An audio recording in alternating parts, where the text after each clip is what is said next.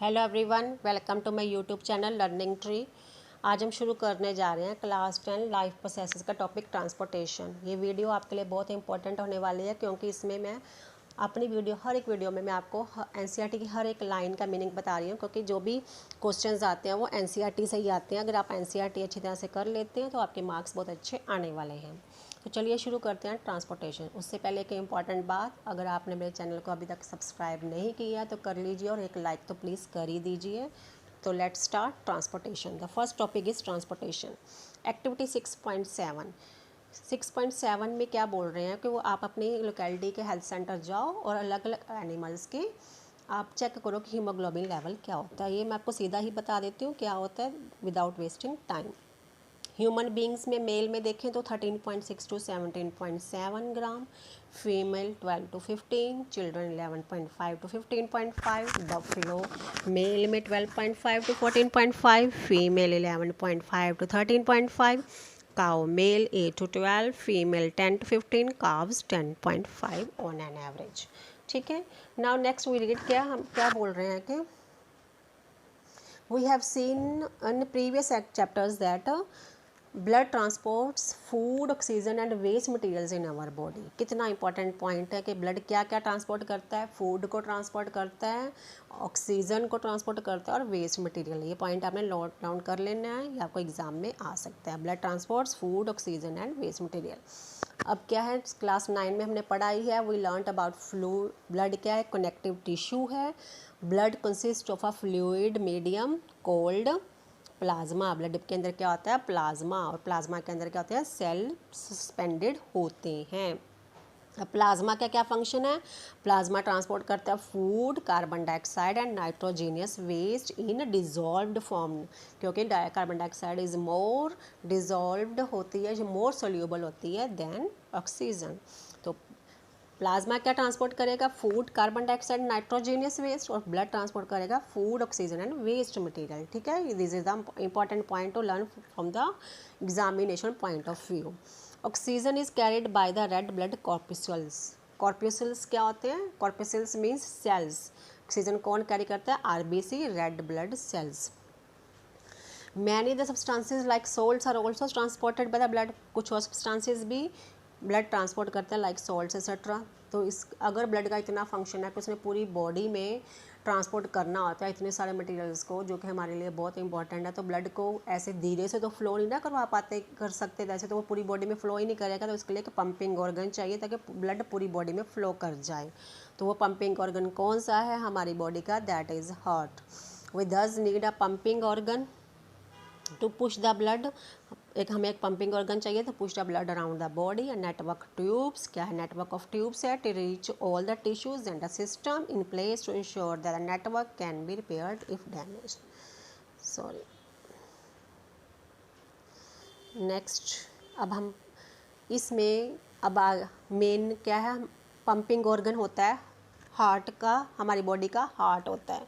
तो इसमें मैं अगर आपको डायग्राम समझा दूँ और आपको डायग्राम बहुत अच्छी तरह से समझ आ जाए तो साथ वाला पैराग्राफ है वो ऑटोमेटिकली आपको समझ आ ही जाएगा।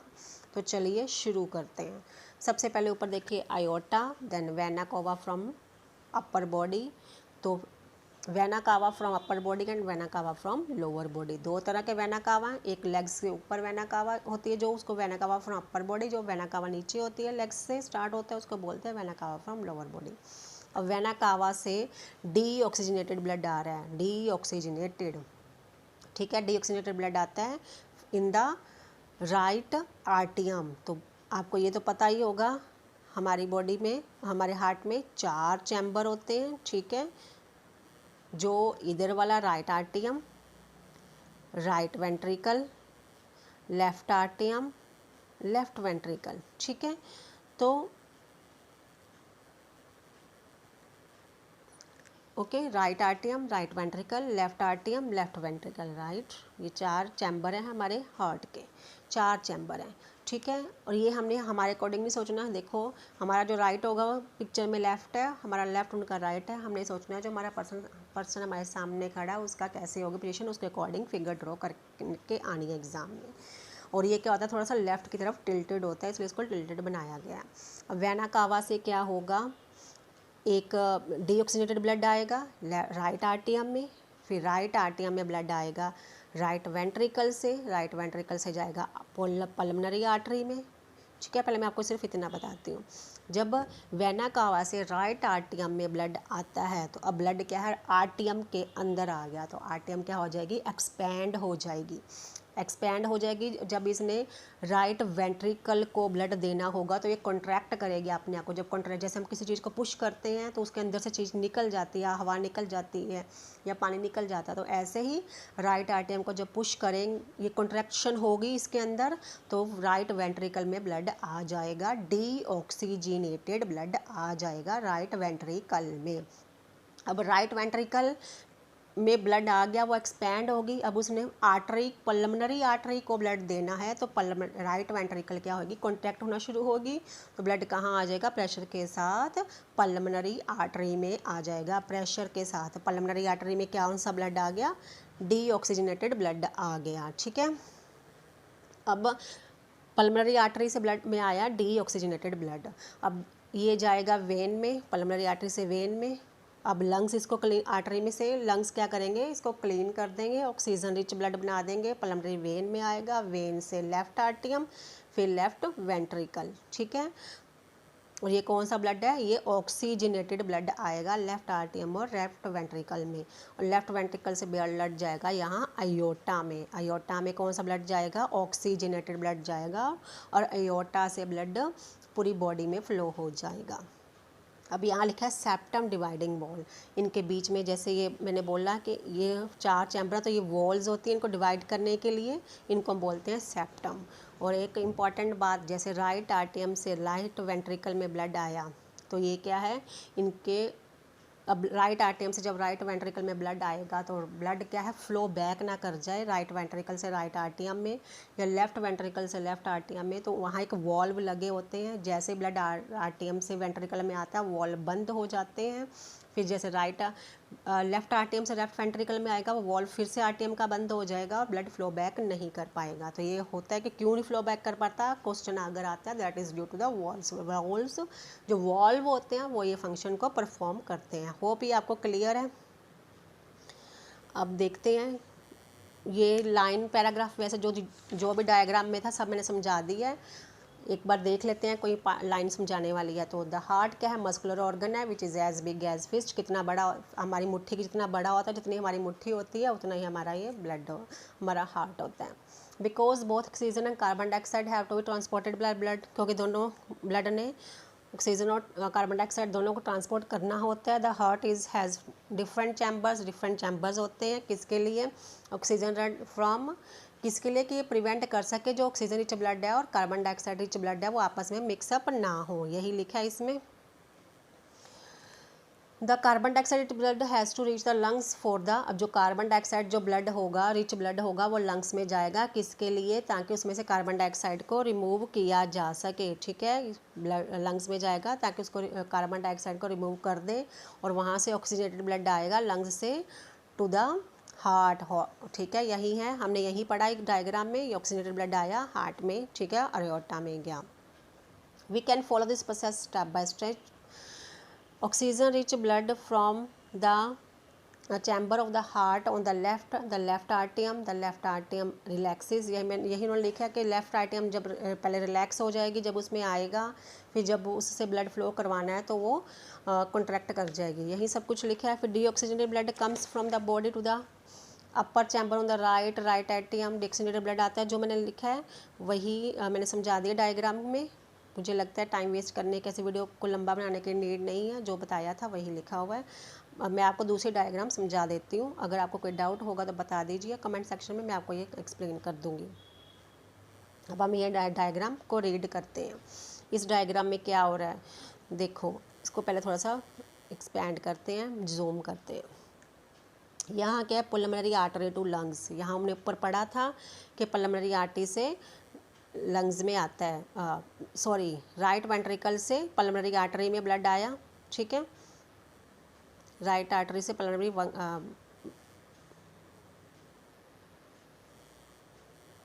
तो पल्मोनरी आर्टरी से लंग्स में आया। लंग्स कैपिलरीज क्या करती हैं, उसमें से जो भी मटेरियल्स होते हैं, एक्सचेंज ऑफ गैसेज या एक्सचेंज ऑफ फूड मटेरियल्स जो भी होगा वो होगा लंग्स में, तो एक्सचेंज ऑफ गैसेज ही होगा।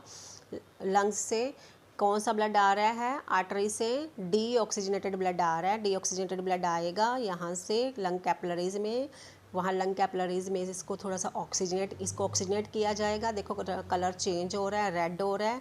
तो यहाँ से कहाँ जाएगा, हार्ट के लेफ़्ट आर्टियम में, लेफ़्ट आर्टियम से लेफ़्ट वेंट्रिकल में, फिर यहाँ से ये अयोटा में ऐसे जाएगा पूरी बॉडी में। फिर जो कैपिलरीज होंगी in body organ apart from the lungs, वो क्या करेंगी, फिर कैपिलरीज एक्सचेंज, अब सारा ऑक्सीजनेटेड ब्लड आ रहा था, फिर यहाँ पे क्या होगा, फिर से एक्सचेंज ऑफ गैसेज होगा, सारा ऑक्सीजन अब्जॉर्ब कर ले गई, सेल्स अब्जॉर्ब कर लेंगे, फिर से वो ब्लड क्या हो जाएगा, डी ऑक्सीजनेट हो जाएगा। फिर डी ऑक्सीजनेट ब्लड फिर से कहाँ जाएगा, वेना कावा में, वेना कावा से राइट आर्टियम में, राइट आर्टियम से राइट वेंट्रिकल में, और वहाँ से पल्मोनरी आर्टरी में जाएगा। जो ऊपर डायग्राम थी उसको उन्होंने एक्सपेंड करके बता दिया, उम्मीद है आपको क्लियर हो गया होगा। अब यहाँ पे एक इम्पॉर्टेंट लाइन ये आती है कि ये फिश वाली लाइन को अभी हम रीड करेंगे। जैसे हमने पढ़ा कि ह्यूमंस में 4 चैम्बर्स होते हैं हार्ट में, लेकिन फिश में क्या होता है, the fish during the blood goes only once through the heart in the fish during one cycle of passage through the body. ये फिश वाली लाइन को हम रीड कर रहे हैं कि तो फिश में क्या होते हैं, सिर्फ 2 चैम्बर्स होते हैं। जैसे माउथ से गिल्स में गया, गिल्स से ऑक्सीजन ब्लड क्या करेगा, पूरी बॉडी में ऑक्सीजन को ले जाएगा। सिर्फ एक ही बार ये साइकिल आएगा, ब्लड जो हार्ट में है ब्लड सिर्फ एक ही बार जा रहा है, इसलिए इसको बोला है कि सिंगल साइकिल ही होता है फिशेस में। लेकिन ह्यूमन बीइंग्स में या एनिमल्स में ये 2 बार आ रहा है। जैसे left आर्टियम left ventricle, right आर्टियम right ventricle, तो ऐसे 2 बार आता है, 2 बार सर्कुलेट होता है इन ह्यूमन बीइंग्स। लेकिन फिशेस में या ऐसे कुछ एक्वेटिक एनिमल्स में 1 सर्कुलेशन ही होता है। Now next page, blood pressure के बारे में रीड करेंगे अभी हम। ब्लड प्रेशर क्या है, the force that blood exerts on the walls of the vessel is called blood pressure. जो फोर्स एक्सर्ट करता है ब्लड अगेंस्ट द किसके वॉल्स के, वेसल्स के वॉल पर, उसको हम बोलते हैं blood pressure. This pressure is much higher in arteries than in veins. ये प्रेशर आर्टरीज में ज़्यादा होता है वेन्स के मुकाबले में। ऐसा क्यों होता है, क्योंकि आर्टरीज में देखो कौन सा आ रहा है ब्लड, डी ऑक्सीजनेटेड ब्लड आ रहा है, ठीक है। अभी हमने यहाँ एक एक्सेप्शन मैंने अब तक बताना भूल गई, जो पल्मोनरी आर्टरी होती है उसमें डी ऑक्सीजनेटेड ब्लड आता है, लेकिन बाकी जो हमारी बॉडी की आर्टरीज होती हैं उनमें सभी में ऑक्सीजनेटेड ब्लड ही आता है। तो एक्सेप्शन है पल्मोनरी आर्टरी जिसमें डी ऑक्सीजनेटेड ब्लड आता है। होप है क्लियर है आपको। This pressure is much higher in arteries than in veins, क्योंकि जो हमारी बॉडी की आर्टरीज हैं उन्होंने ऑक्सीजनेटेड ब्लड को कैरी करना है, तो उस ऑक्सीजनेटेड ब्लड को प्रेशर के साथ पूरी बॉडी में लेकर जाया जाता है, इसलिए आर्टरीज की वॉल क्या होती है, थिक होती है than in veins. The pressure of blood inside the artery during ventricular systole is called systolic pressure, and pressure in artery during ventricular diastole is relaxation is called diastolic pressure. अब यह है जब जो pressure होता है blood का inside the artery जब वो कॉन्ट्रैक्ट करती हैं, जैसे मैंने बोला था जब उन्होंने दूसरे राइट आर्टियम से राइट वेंट्रिकल में जाएगा तो क्या है, अगर राइट आर्टियम अपने आप को कॉन्ट्रैक्ट करेगी तो उस टाइम पे जो कॉन्ट्रैक्शन होती है उसको हम बोलेंगे सिस्टोलिक प्रेशर। और जब वो राइट वेंट्रिकल क्या है रिलैक्स हो जाएगी तो उसको रिलैक्सेशन को क्या बोलेंगे हम, डायस्टोलिक प्रेशर। और जो सिस्टोलिक प्रेशर होता है 120 mm ऑफ मरकरी होता है, डिस्टोलिक प्रेशर होता है 880 mm ऑफ मरकरी। इसमें तो यही इंपॉर्टेंट था। Blood pressure is also called hypertension, blood pressure को हाइपरटेंशन भी बोलते हैं। इट इज़ हाइपरटेंशन क्यों होता है, by the contraction of arterioles होता है। जब हाइपरटेंशन होता है तो जो which results in increase resistance to blood flow, resistance blood flow का रेजिस्टेंस ज़्यादा हो जाएगा, which can lead to rupture of artery, जिससे आर्टरी के रप्चर हो सकती है, फट सकती है और इंटरनल ब्लीडिंग हो सकती है। तो next is the tubes blood vessels. अब हम ब्लड वेसल्स के बारे में पढ़ेंगे। Blood vessels, the arteries are the vessels which carry blood from the heart to various organs of the body. Arteries क्या है? वेसल्स हैं जो कैरी करती हैं ब्लड कहाँ से? हार्ट से various organs of the blood. ठीक है। Since the blood emerges from the heart under high pressure, the arteries have thick and elastic walls. यही मैंने बताया था, क्योंकि पूरी बॉडी के आर्टरीज ने ऑक्सीजनेटेड ब्लड लेके जाना होता है, एक्सेप्ट जो हार्ट की आर्टरी होती है पल्मोनरी आर्टरी, वो डीऑक्सीजनेटेड ब्लड लेकर जाती है। तो ऑक्सीजनेटेड ब्लड को है प्रेशर के साथ ही फ्लो करवाना होता है बॉडी में, इसलिए आर्टरीज की क्या होती है? थिक एंड इलास्टिक वॉल्स होती हैं। Veins collect the blood from different organs and break it back to the heart. Veins क्या करती हैं? डिफरेंट ऑर्गन्स, बॉडी के डिफरेंट ऑर्गन से ब्लड को कलेक्ट करती हैं और हार्ट तक लेके जाती हैं, इसलिए उनको थिक वॉल की नीड नहीं होती है, क्योंकि blood is no longer under pressure, क्योंकि उन्होंने ब्लड को प्रेशर के साथ फ्लो नहीं करवाना होता। इंस्टेड दे हैव वॉल्स, बल्कि उनके वॉल्व्स होते हैं that ensure the blood flows only in one direction. अभी मैंने बोला था कि वॉल्व्स इसलिए होते हैं, इसलिए होते हैं कि ब्लड वापस फ्लो ना करे, और इसलिए वो, ताकि वो एक ही डायरेक्शन में फ्लो कर सकें। Now on reaching an organ और टिश्यू तक पहुंचने के, the artery divides into smaller vessels to bring the blood in contact with all the individual cells. The smallest vessel have walls which are one cell thin and called capillaries. Capillaries क्या होती हैं? उनकी thin walls होती हैं, वो बिल्कुल पतली पतली सी होती हैं। Exchange of materials between the blood and surrounding cells take place across this thin wall. जो भी एक्सचेंज ऑफ होता है ब्लड का या सराउंडिंग जो भी मटेरियल होता है सेल्स का और सराउंडिंग सेल्स में होता है, यहीं से होता है, इसलिए इनकी थिन वॉल होती है। The capillaries then join together to form veins. Capillaries क्या ज्वाइन होकर क्या बनाती हैं? Veins that convey the blood away from organ और टिश्यू।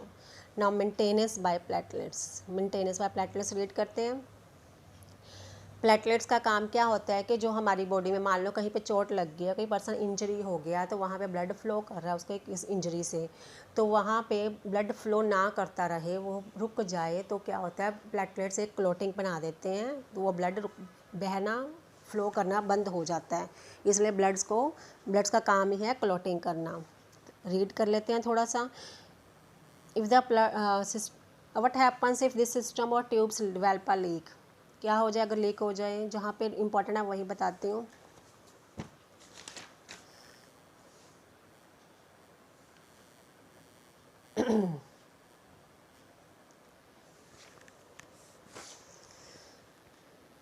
ब्लड क्या होते हैं? Blood has platelet cells which circulate around the body and plug these leaks by helping a clot the blood at these points of injury. Blood क्या करते हैं कि injury हो रही है उसमें से ब्लड को रोकने के लिए कि खून बहता ना रहे, क्योंकि ये डेंजरस हो सकता है, तो इस ब्लड प्लेटलेट से क्लॉटिंग कर देते हैं और ब्लड बहना बंद हो जाता है। नाउ नेक्स्ट है लिम्फ। लिम्फ के बारे में रीड करते हैं आप। लिम्फ क्या है? एक अनदर टाइप ऑफ फ्लूइड है जो हेल्प करता है इन ट्रांसपोर्टेशन में। दिस इज़ कॉल्ड लिम्फ और टिश्यू फ्लूइड। इसको लिम्फ या टिश्यू फ्लूइड भी कहते हैं। Through the pores present in the walls of capillaries some amount of plasma, proteins and blood cells except into the intercellular spaces of in the tissues. Sorry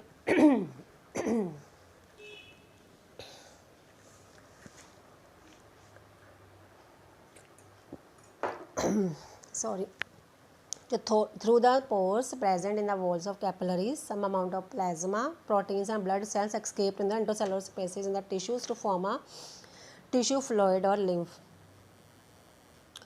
क्या होता है? जो pores होते हैं जो कैपिलरीज की वॉल्स में होते हैं, उनमें से कुछ अमाउंट प्लाज्मा का, प्रोटीन और ब्लड सेल्स एक्सकेप कर जाते हैं इंटरसेलुलर स्पेसेस में टिश्यूज़ के, जिससे वो टिश्यू फ्लूइड या लिम्फ बनता है। It is similar to plasma of blood. Blood के प्लाज्मा की तरह ही होता है, बट कलरलेस होता है, कंटेन्स कुछ सम लेस प्रोटीन। क्या होता है ये आप याद रखना। लिम्फ क्या होता है? कलरलेस होता है। Lymph drains into lymphatic. This line is not important. Now come to the lymph carries digested and absorbed from fat from intestine. Lymph क्या करता है? क्या क्या कैरी करेगा? डाइजेस्टेड और एब्जॉर्ब्ड फैट होगा जो इंटेस्टाइन से लेगा, वो उसको कैरी करता है और ड्रेन करता है excess fluid from extra cellular space back into the blood. और जो एक्स्ट्रा फ्लूइड होता है, जो उसके जो extra fluid from extra cellular space back to the blood, extra fluid को ब्लड में वापस भेज देता है। तो लिम्फ क्या है, कलरलेस है, ये कैरी करता है प्लाज्मा, प्रोटीन्स और ब्लड सेल्स को। नाउ है ट्रांसपोर्टेशन इन प्लांट्स। अभी हम रीड करेंगे ट्रांसपोर्टेशन इन प्लांट्स। प्लांट्स में transportation means exchange of gases और एक्सचेंज ऑफ गैसेज एंड वो मटेरियल्स, वाटर, न्यूट्रिएंट्स। इसके लिए दो पार्ट होते हैं इसके पास। इतना एक तो होता है, हमने पढ़ा होता है एक्साइलम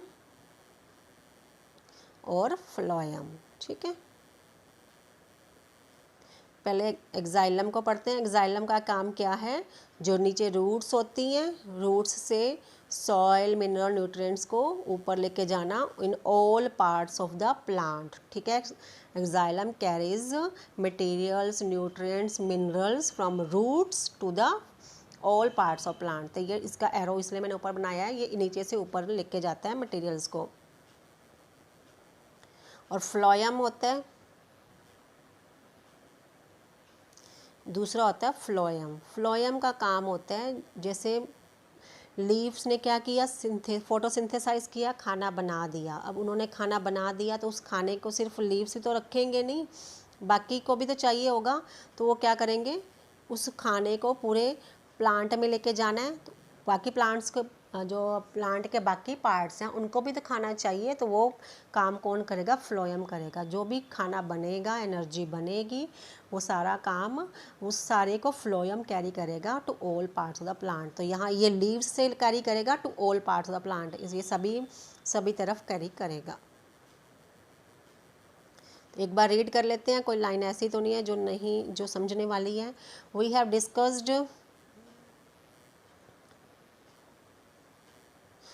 discussed earlier how plants take in simple compounds such as CO2 and photosynthesize energy stored in the chlorophyll.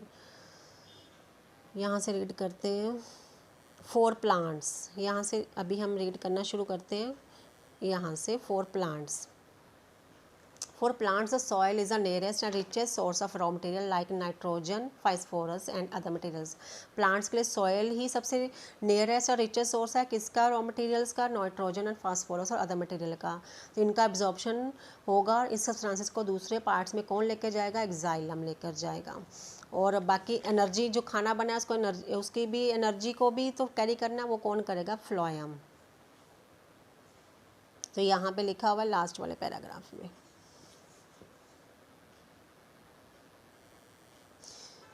यहाँ पे these two pathways are constructed as independently organized conductive tubes. One, the exilum moves water and minerals obtained from the soil, and the other phloem transports products of photosynthesis from the leaves where they are synthesized. बस इतना ही learn करना है इस paragraph में आपने। Next है transport of water. Transport of water पढ़ते हैं। इन एक्साइलम क्या, टिश्यूज़, वेसल्स और ट्रैकेइड्स होते हैं जो the roots, stems and leaves are interconnected to form a continuous system of water conducting channels reaching all parts of the plant. ये तो हमने पढ़ लिया, ये एक्साइलम का ही बताया उन्होंने।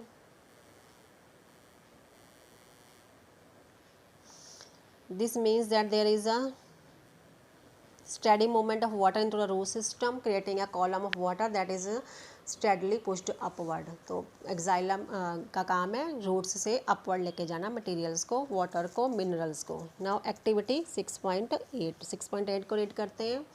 Take 2 small pots of approximately the same size. दो पोट लो जो कि सेम साइज हैं, having the same amount of soil, same amount of soil है। One should have a plant in it, एक में प्लांट है। Place a stick of the same height as a plant in the other pot. Same height की stick plant करो जितने की height है pot की। Cover the soil in both pots with a plastic sheet so that moisture can not escape by. जो soil है उसको cover कर दो शीट के। किस लिए कवर कर दो, purpose to cover is to के जो मॉइस्चर है वो एस्केप ना हो सके by the process of evaporation. Cover both sets, one with the plant and other with the stick. With plastic sheets, दोनों को कवर करो प्लास्टिक शीट से, place in bright sunlight for half an hour, do you observe any difference in two cases, क्या difference आएगा देखिए ये पढ़ते हैं हम अभी।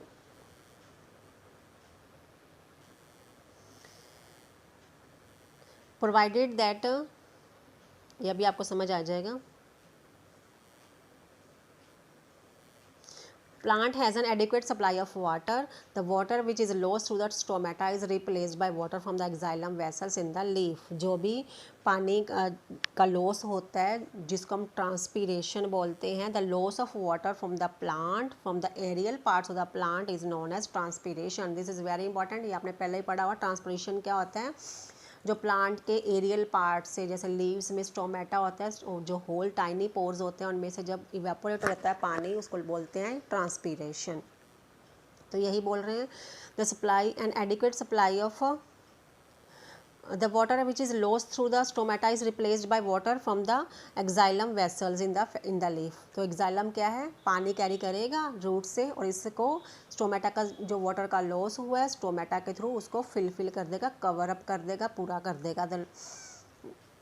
The transportation helps in absorption and upward movement of water minerals dissolved in it from roots or leaves. तो transportation से क्या होगा, helps in the absorption and upward movement of water. अभी यहाँ पे क्या है, रूट से मिनरल्स वाटर सब कुछ जाएगा, ऊपर जा रहा है, ठीक है, ऊपर जा रहे हैं। कौन लेके जा रहा है, एक्साइलम लेके जा रहा है। यहाँ से क्या होगा, प्लांट्स से लीव्स से क्या हो जाएगा, स्टोमेटा के थ्रू इवेपोरेट हो जाएगा। सन की यहाँ सन की हीट पड़ेगी, सन की हीट से इवेपोरेट हो जाएगा पानी और वो इसको हम बोल देंगे ट्रांसपीरेशन। यही लिखा है, the movement of water during transpiration in a tree. तो ट्रांसपीरेशन क्या है, मूवमेंट ऑफ वाटर किस तरफ हो रहा है, ऊपर की तरफ हो रहा है। दस transpiration helps in the absorption and upward movement of water. Help transpiration क्या करता है, अपवर्ड मूवमेंट में ही होता है ये, और एब्जॉर्प्शन ऑफ वाटर में हेल्प करता है।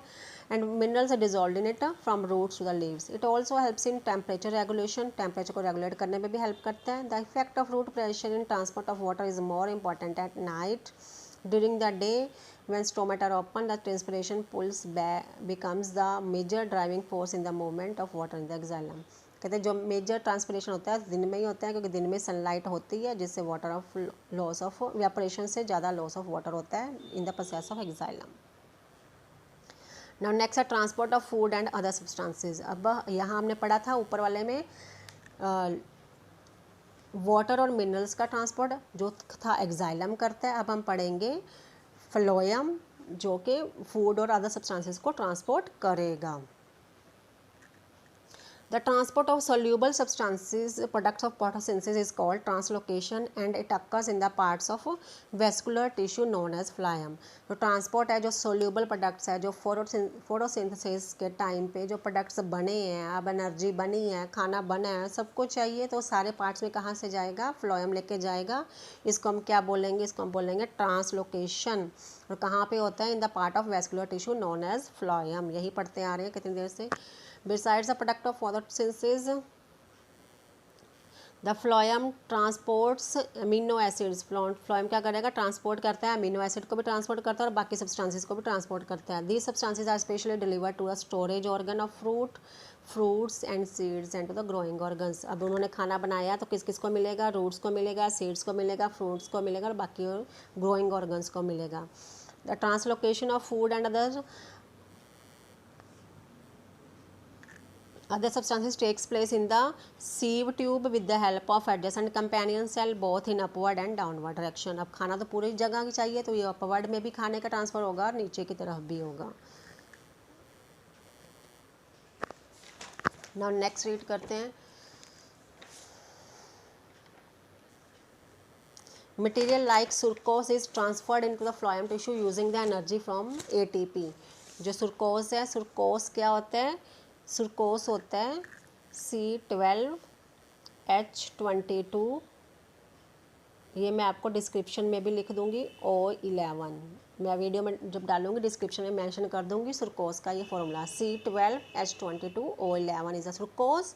ग्लूकोज हमने पढ़ा हुआ है C6H12O2। O6, ठीक है। ये सुरकोस भी ट्रांसफ़र करता है into the phloem tissue using energy from ATP. This increase the osmic pressure of the tissue causing water to move into it. This is not important from examination point of view, जो important है वही पढ़ते हैं। तो अभी क्या important है, excretion. Excretion बहुत बहुत इंपॉर्टेंट पॉइंट है, ये पढ़ेंगे हम ध्यान से। पहले डायग्राम को रीड करते हैं। डायग्राम क्या है, लेफ्ट रेनल आर्टरी, ठीक है। किडनी, ये जो किडनीज हैं, किडनी बीन्स, किडनी बीन्स की शेप में ये किडनी है, लेफ्ट किडनी है। लेफ्ट रेनल वीन है, अयोटा है, लेफ्ट यूरेटर है, वेना कावा है, यूरिनरी ब्लैडर है, यूरेथ्रा है, ठीक है। तो यही ये सब पार्ट्स हैं जो एक्सक्रीशन में हेल्प करते हैं। अब हम इसको पढ़ते हैं। एक्सक्रीशन क्या, we have already discuss the organism get rid of gaseous waste generated during photosynthesis और रेस्पिरेशन। जो भी वेस्ट प्रोडक्ट्स प्रोड्यूस हो जाते हैं उसको क्या बाहर निकालने के लिए नीड होती है। Other metabolic activities generate, other metabolic activities क्या करते हैं, जनरेट करती हैं nitrogenous material which need to be removed. Metabolic means chemical activities जो भी इनसाइड द बॉडी होती हैं। The biological process involve in the removal of these harmful metabolic waste from the body is called excretion. इसी को हम excretion बोलते हैं। जब इस मेटाबॉलिक एक्टिविटीज़ के दौरान जो भी हार्मफुल प्रोडक्ट्स बनते हैं उनको बाहर निकालना means excretion. Different organisms use various strategies to do this. Many unicellular organisms remove these waste by simple diffusion from the body surface into a surrounding. तो जो यूनिसेलर होते हैं उनमें सिंपल डिफ्यूज़न होता है और वहाँ से वेस्ट मटेरियल बाहर निकल आ जाता है। लेकिन जो कम्प्लेक्स ऑर्गेनिज्म है उनमें ये इतनी सिंपल नहीं है। तो हमें पढ़ना पड़ेगा excretion in human beings. The excretory system of human beings includes a pair of kidneys. हमने पेयर ऑफ किडनीज होता है, pair of ureters, urinary bladder and urethra. Kidneys are located in the abdomen. Kidney abdomen में locate होती है, one on the either side of the backbone की ऐसे पीछे की तरफ होती हैं। Urine produced in the kidney passes through the ureters in the urinary bladder where it is stored until it is released to the urethra. Urine produce होता है kidneys में, पासिस पहले यूरेट्रा से पास होगा, कहाँ जाएगा, यूरिनरी ब्लैडर में जाएगा जहाँ इसको स्टोर किया जाएगा। कब तक स्टोर किया जाएगा, जब तक कि इसको यूरेथ्रा से पास नहीं करवाया जाता, ठीक है। किडनीज में ब्लड स्टोर हो गया, वेस्ट मटेरियल स्टोर हो गया किडनीज़ में। फिर यहाँ से कहाँ गया, यूरेटर में गया, यूरेटर से कहाँ गया, यूरिनरी ब्लैडर में गया, और फिर यूरेथ्रा में कब तक स्टोर होगा, जब तक इसको पास आउट नहीं कर दिया जाता। हाउ इज़ यूरिन प्रोड्यूस, जब यूरिन प्रोड्यूस कैसे होता है। The purpose of making urine is to filter out waste products from the body. Purpose क्या है यूरिन का, कि जो भी वेस्ट प्रोडक्ट्स बने हैं उनको बाहर निकाल देना। किसके जो भी ब्लड के अंदर वेस्ट प्रोडक्ट्स रह जाते हैं उनको पास आउट कर देना। जस्ट एज CO2, जैसे कि CO2 is removed from the blood in the lungs. जैसे लंग्स क्या करते हैं, CO2 को अब्जॉर्ब कर लेते हैं, उसको ब्लड को प्योरीफाई कर देते हैं। और nitrogenous waste such as urea, uric acid are removed from the blood in the kidneys. तो किडनीज़ का क्या काम है, जो नाइट्रोजेनियस वेस्ट होता है जैसे कि यूरिया, यूरिक एसिड, उसको रिमूव करना ब्लड से, ठीक है। तो लंग्स से रिमूव करते हैं CO2, किडनीज रिमूव करते हैं नाइट्रोजेनियस वेस्ट जैसे कि यूरिया और uric acid. It is then no surprise that the basic filtration unit in the kidneys. तो यही बेसिक फंक्शन यूनिट कौन सा है किडनीज में, नेफ्रॉन्स होते हैं, ठीक है। यहाँ पता नहीं मेंशन है कि नहीं। Like in the lungs as it is a cluster of very thin walled blood capillaries. Each capillary cluster in the kidney is associated with the cup shaped of ये पहले हमें डायग्राम समझनी पड़ेगी। ये डायग्राम समझ आएगी तो वो पूरा समझ आएगा। अभी यहाँ देखो सबसे पहले क्या लिखा है, बॉमन्स कैप्सूल। बॉमन कैप्सूल ये ऐसे इस शेप का होता है, कप शेप का होता है ऐसे, ठीक है। ये पहले ये होता है। फिर इसमें क्या है, अब क्या है, ग्लोमेरुल्स क्या होते हैं, इसके अंदर ऐसे क्लस्टर से होते हैं, ग्रुप ऑफ ऐसे आर्टरीज़ का, उसको हम बोलते हैं ग्लोमेरुल्स। अब यहाँ से क्या है, ब्रांच ऑफ रेनल आर्टरी से क्या आया, कुछ ऐसा ब्लड आया है, अब ब्लड में क्या नाइट्रोजीनियस वेस्ट भी है, और जो नाइट्रोजीनियस वेस्ट है अब यहाँ से कहाँ जाएगा नाइट्रोजीनियस वेस्ट, रेनल एक्टिविटी से आर्टरी से ब्लड जाएगा, जो ब्लड अनप्योरीफाई है, जो नाइट्रोजीनियस वेस्ट है वो तो इस तरफ चला जाएगा, और जो ब्लड प्योरीफाई हो गया वो इधर चला जाएगा। तो नाइट्रोजीनियस वेस्ट इधर जाएगा, ब्लड प्योरीफाइड इस तरफ जाएगा। अब क्योंकि यहाँ से क्या है नाइट्रोजीनियस वेस्ट जहाँ से आता है वो क्या होती है, वो ये वाली ब्रॉड होती है जहाँ से नाइट्रोजीनियस वेस्ट आता है, और दूसरी वाली क्या होती है, ये वाली थिन होती है, ये वाली थिन होगी क्योंकि इसमें प्योरीफाइड आ रहा है ब्लड, उसमें नाइट्रोजीनियस वेस्ट नहीं है। ठीक है। अब है tubular part of nephrons, nephrons ही फंक्शनल यूनिट होता है, नेफ्रॉन्स फंक्शनल यूनिट है, structure and function unit of kidneys होती हैं। अब यहाँ से ये क्या आ रहा है, ब्लड आ रहा है जो जिसमें नाइट्रोजीनियस वेस्ट नहीं है। ठीक है। यहाँ से यहाँ जाएगा, यू शेप में ये जा रहा है, यहाँ से फिर ये यहाँ एब्जॉर्प्शन हो जाएगा, फिर से कुछ रह गया है, कुछ रह जाता है, मान लो कि मटेरियल पानी है अभी, यहाँ कुछ ऐसा यूज़फुल मटेरियल रह गया ब्लड के अंदर, वो यहाँ पे एब्जॉर्ब हो जाएगा फिर से, और फिर यहाँ पे ये कलेक्टिंग डक्ट होती है। ठीक है।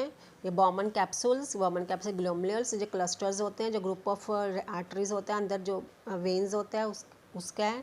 फिर यहाँ से ये जाता है, ये ब्रॉड होता है क्योंकि यहाँ से नाइट्रोजीनियस वेस्ट जाता है, ये थिन होता है, यहाँ से प्योरीफाई जाएगा, यहाँ फिर से एब्जॉर्प्शन हो जाएगा अगर कुछ रह गया ब्लड के अंदर, फिर यहाँ पे कलेक्टिंग डक्ट जो भी अब यहाँ पे क्या होगा, यूरिन कलेक्ट हो जाएगा, इसलिए इसको कलेक्टिंग ब्लड कहते हैं। यहाँ से यूरेथ्रा में से बाहर आ जाएगा वो। अब हम रीड करते हैं।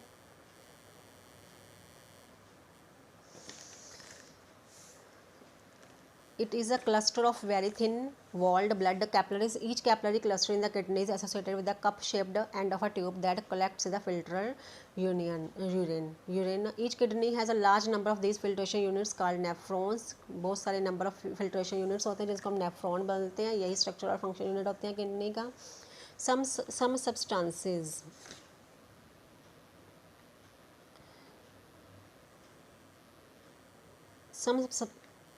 Some substances in the initial filtrate such as glucose, amino acid, salt and a major amount of water are selectively reabsorbed in the urine flows along the tube. जो substances होते हैं कुछ रह गए होते हैं, जब ये यहाँ से जाता है तो इनकी फिर से reabsorption हो जाती है, जब वो यहाँ से ऐसे नीचे से ऊपर जाएगा फिर से reabsorption हो जाएगी इनकी। The amount of water reabsorbed depends on how much excess water. Very very important topic from the exam point of view. जो amount of water reabsorbed, जो कि कितना अमाउंट ऑफ वाटर रीअब्जॉर्ब होगा किस पे डिपेंड करता है, on how much excess water there is in the body, के बॉडी में कितना एक्सेस वाटर है, and on how much of dissolved waste there is to be excreted, तो कितना अमाउंट ऑफ वेस्ट को एक्सक्रीट करना है। तो यहाँ क्वेश्चन बनता है कि किन पॉइंट्स पर ये डिपेंड करता है, किन पे डिपेंड करता है, अमाउंट ऑफ वाटर कितना रीअब्जॉर्ब है जिसको एब्जॉर्ब कर लेना है दोबारा, और amount of and how much of dissolve water waste, और कितना डिजॉल्व वेस्ट है जिसको हमने एक्सक्रीट कर देना है। ठीक है। The urine forming in each kidney eventually enters a long tube में बन चला जाता है। The ureter which connects the kidneys with the urinary bladder, urine is stored in the urinary bladder until the pressure of the expanded bladder leads to urinary bladder में store कर लिया जाता है, जैसे हमने किडनीज वाले में देखा था। It is passed out through the urethra से पास आउट कर दिया था। The bladder is muscular so as it is under nerves control, ये नर्व्स के कंट्रोल में होता है, नर्वस कंट्रोल जैसे ब्रेन के कंट्रोल में होता है कि कब हमने यूरिन पास करना है कब नहीं। हम जैसे कई बार कुछ यूरिन को कुछ टाइम के लिए रोक लेते हैं, जो रोकना नहीं चाहिए। ठीक है, ये क्लियर है आपको। अब नेक्स्ट है आर्टिफिशियल किडनी, जिसको हम बोलते हैं हीमोडायलिसिस। जिन लोगों की किडनी से काम करना बंद कर देती हैं या कुछ ऐसी प्रॉब्लम्स होती हैं कि वो अच्छी तरह से फंक्शन नहीं करती, तो वो क्या करते हैं, डायलिसिस करवाते हैं। डायलिसिस क्या होता है, जैसे ऊपर मैंने पढ़ा कि रीअब्जॉर्प्शन होता है, यहाँ हमने पढ़ा कि रीअब्जॉर्प्शन हो रहा होता है, यहाँ पे रीअब्जॉर्प्शन होता है, लेकिन यहाँ पे कोई रीअब्जॉर्प्शन नहीं होता, यहाँ पे सीधा यूरिन बस एक सीधा जाएगा और यहाँ वो कलेक्ट कर लेंगे। उसमें जो भी कुछ इसका मतलब ये हुआ कि कुछ इम्पॉर्टेंट मटेरियल्स भी साथ में निकल जाएंगे बॉडी से। जब डायलिसिस होता है तो कोई रीअब्जॉर्प्शन नहीं होगा। इसे इम्पॉर्टेंट लाइन जो हमने पढ़नी है वो है, this is similar to the function of kidneys, but it is different since there is no reabsorption involved. Normally in a healthy adult, then initial filtrate in the kidneys is about 180 litre daily. कितना, तो इसमें कोई reabsorption नहीं होगा, कुछ waste material, कुछ अच्छे material भी निकल जाएंगे बॉडी से ड्यूरिंग डायलिसिस, थोड़ा सा जो काफ़ी पेनफुल होता है। नॉर्मली क्या होता है हेल्दी अडल्ट में, क्या initial filtrate in the kidneys is about 180 litre daily होता है। हेल्दी पर्सन में इतना वो यूरिन पास आउट कर देता है। Then now the next topic is excretion in plants, is the last topic of the chapter.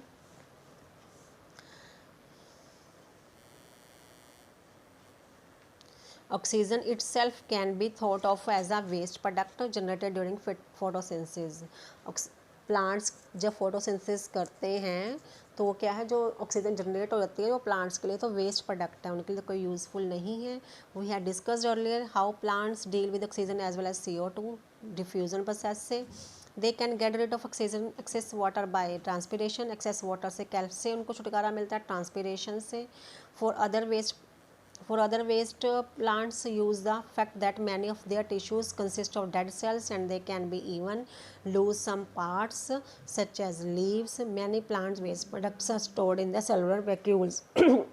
जो बाकी के वेस्ट प्रोडक्ट्स हैं उनको स्टोर कर दिया जाता है सेलुलर वैक्यूल में, बैग में, जो सेल्स के वैक्यूल होते हैं उनमें, बैग में। वेस्ट प्रोडक्ट्स में भी store in leaves that fall of, कुछ वेस्ट प्रोडक्ट्स को लीव में भी स्टोर कर दिया जाता है जो बाद में गिर जाते हैं, मुरझा जाते हैं और नीचे गिर जाते हैं। और other waste products are stored as resins and gums, बाकी वेस्ट प्रोडक्ट्स एज रेजिन्स और गम्स की फॉर्म में स्टोर किया जाता है, स्पेशली इन ओल्ड एक्साइलम।